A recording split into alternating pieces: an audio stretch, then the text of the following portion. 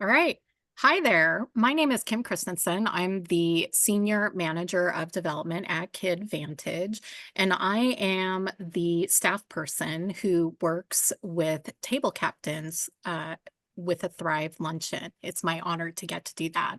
And today I am joined by two table captains who have been table captains in the past and have wildly different experiences to talk about tips and tricks about how they fill their tables.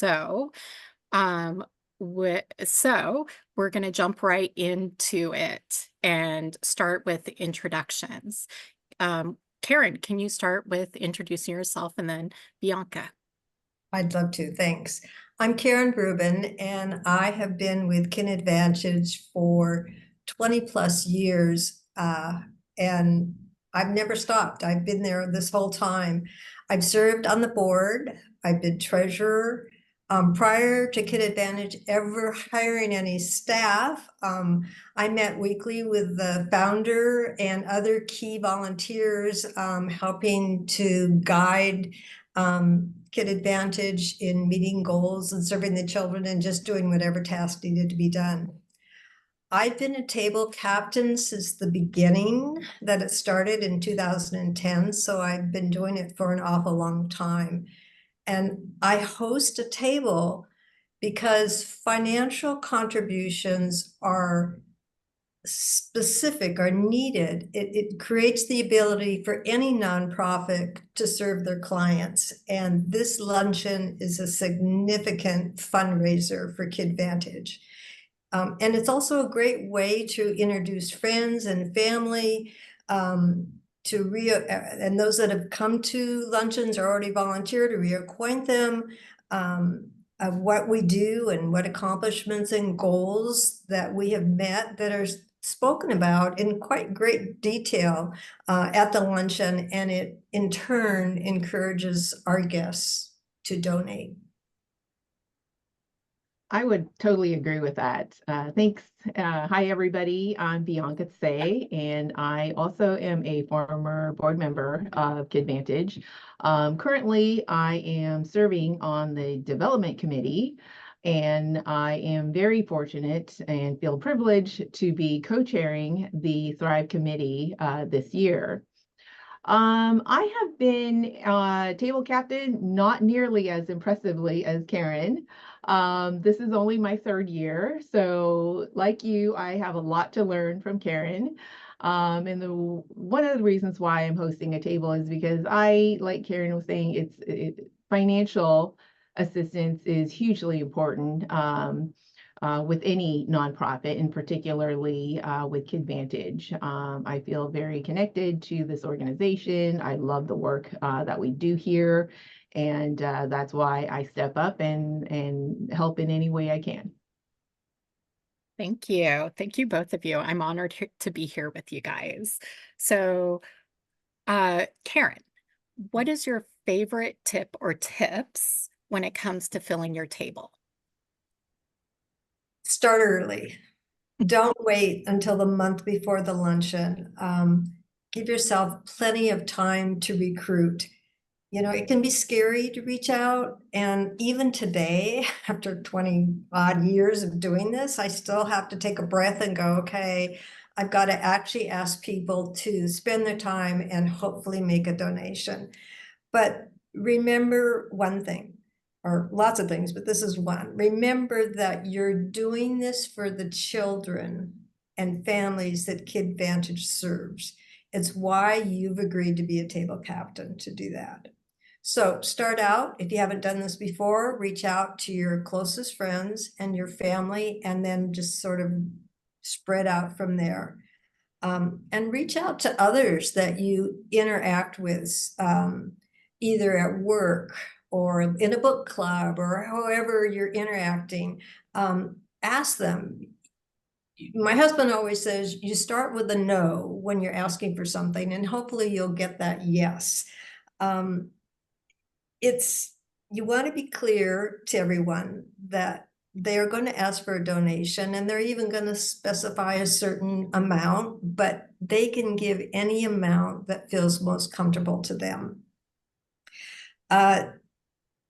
if it's someone that's new to KidVantage, kind of give them some information about what they do, how we do it and how big we are. And I think the best way to do that is if you're already coming to the hub and volunteering, bring them for an hour to help you do whatever tasks you normally do.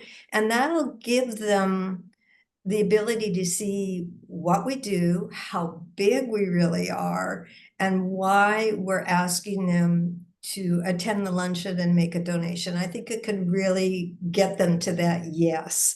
And encourage them that if they say, yes, I'll attend, which is great. If they have friends that maybe they also would attend, if they're willing to ask, or if you can ask on their behalf. And many years ago, I had a really close friend of mine. She was coming for several years, and I finally said, do you know of anyone else that you think might want to come? And she said, oh yeah, I have 6 or 7 other friends that I think, and lo and behold, she started her own table. And it just works out real well. So don't be afraid.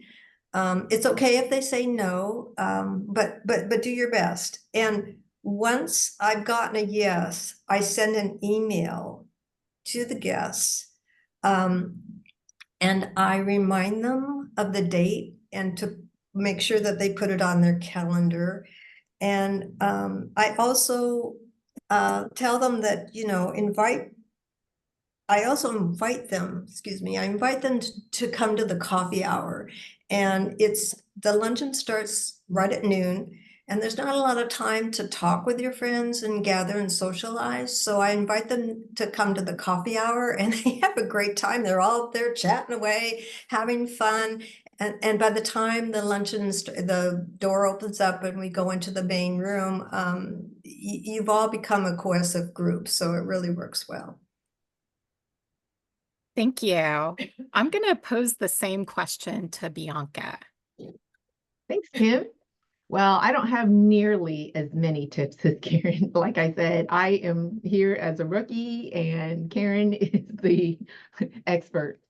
But what I have discovered, not necessarily as a table captain specifically, since I haven't been doing it that long, is just in general when I help nonprofit organizations fundraise, is that I begin with a personal story, a personal connection, and that really helps solidify the ask. And that seems to be a little more persuasive, at least in my experience.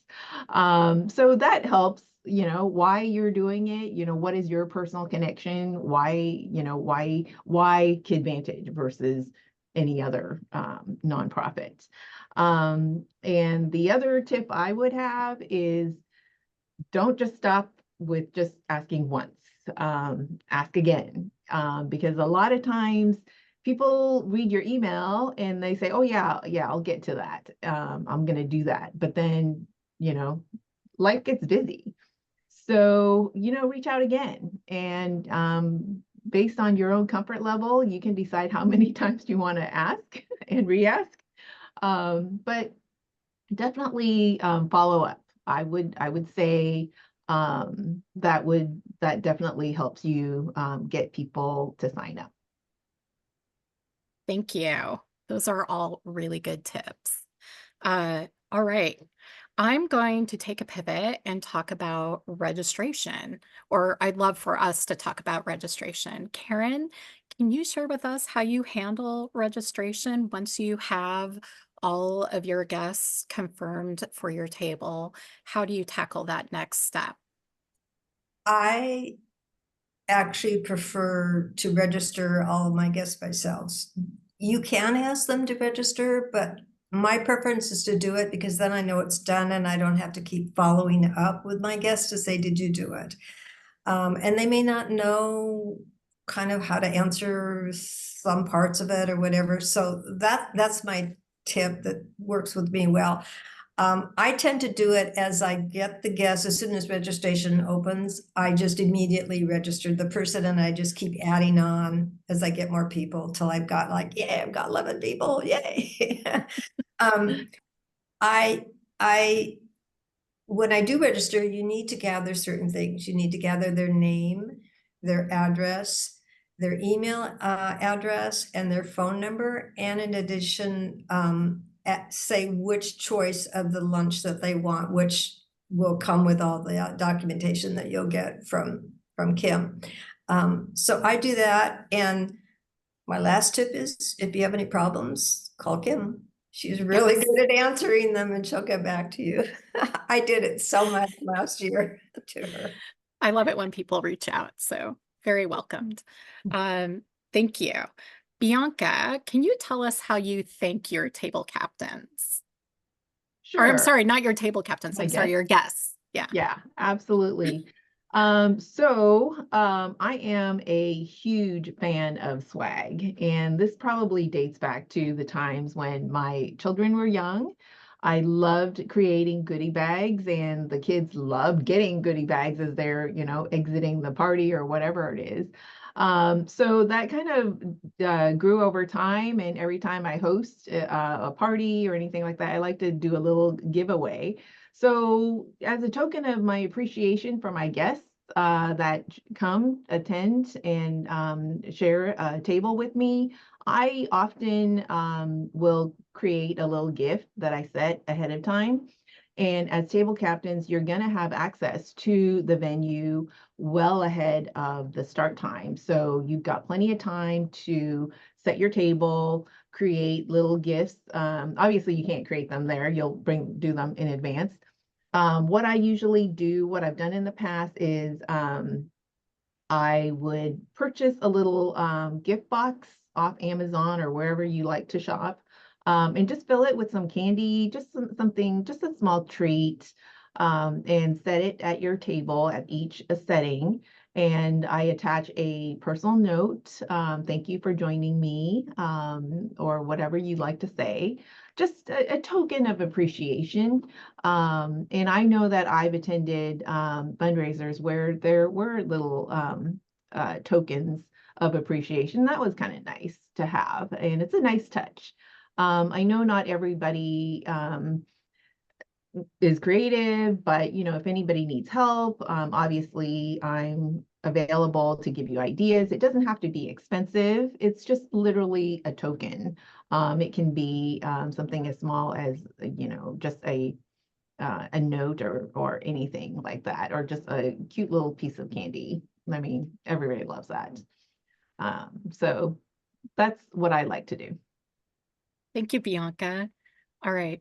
So, Karen, and then I'm going to ask the same question of Bianca. What is your favorite part of Thrive and hosting a table at Thrive? I think I can say it just in one sentence, and that's that I know I'm making a difference for the kids that Thrive serves.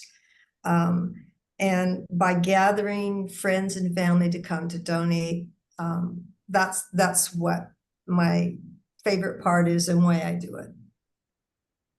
Thank you. And Bianca? So I would have to say, one of my favorite things about hosting a table is that I get to invite all my friends to come, and it's a great excuse for us to get together.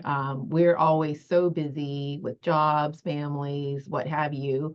So to carve out, an hour, 2 hours just to catch up is really nice. It's nobody has to plan anything. You just sign up and you're there and you just go. Um, so that's one of the bonus. And of course, the whole purpose of why we're doing this is to help the children and the families in our community, and we all get to walk away feeling really good about ourselves, that we've contributed and we've helped and we've done our part, just like Karen says. Thank you so much for joining this conversation. I want to share with anybody watching this recording that we have a Table Captain Toolkit that is linked to our Thrive page, and you can find that at kidvantagenw.org/Thrive. And it has these tips, although there's some extra nuggets here, and also some additional information about the registration process and what to expect day of and all the things. But of course, I am always here to answer any questions. My contact information is in that packet and on that webpage. Thank you so much, Karen and Bianca. You both are wise, and I really appreciate you joining me today. Thank you. Thank you.